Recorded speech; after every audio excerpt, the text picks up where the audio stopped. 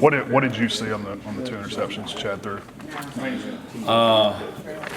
Both of them were bad decisions. That's what I saw. And that's the one thing that he hadn't really done all year.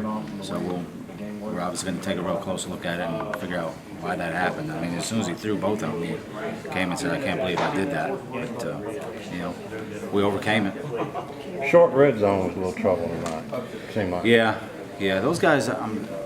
All week, everybody was talking about us letting down, but I was more worried that they were a good defense. You look at what they've done statistically so far this year; they're pretty salty, and nobody's really just run the ball on them. And we got down there, and I was a little nervous that they would be more physical than what we had thought, and they were. Out in the field, we spread them out. We had a good plan for it, but down there close, they pretty much outmanned us. And obviously we ended up finding ways to get it in a couple times, but that's something that obviously we need to look at.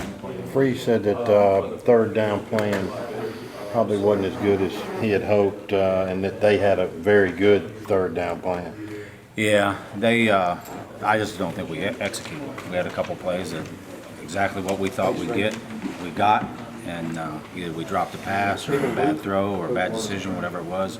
A couple times there was some pressure, so those things happen. Like I said, they're a good defensive football team. CJ Johnson. Finally popped a few runs there. Right. Struggle, and then at the end, when you really needed it. That's the thing. I mean, they were giving us the pass. A bunch of those passes that we were throwing were run plays, and they just kept loading the box, so we keep throwing it, and finally they got tired of it, and that's when the run game opens up. Coach, what do you learn from these games? Obviously, it's not a pretty win, but what do you learn from your team in the sense where you guys kind of have to be resilient, you kind of have to fight back and stuff like that? Well, the fact that that's an SEC win, we're happy to beat anybody in this league. And the fact that we didn't play great, but we found a way to pull out the W. And I mean, you look at the stats, we had close to 500 yards of total offense. You win a ball game and you get a bunch of yards offense. Other than the turnovers, we didn't play bad.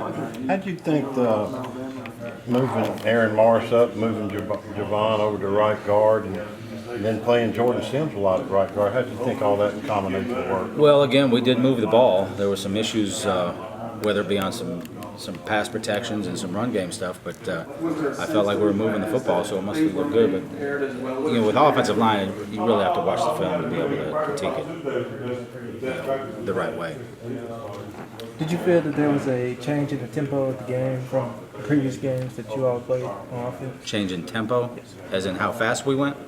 No, we were moving it like we always do. Just we didn't execute quite as well as we had hoped. Defensively, what do you have to say about Vanderbilt? Pretty impressive in what they were able to do. I've been saying it all along. This is a good defensive football team. They're ranked number 3, I think, in the SEC in total defense.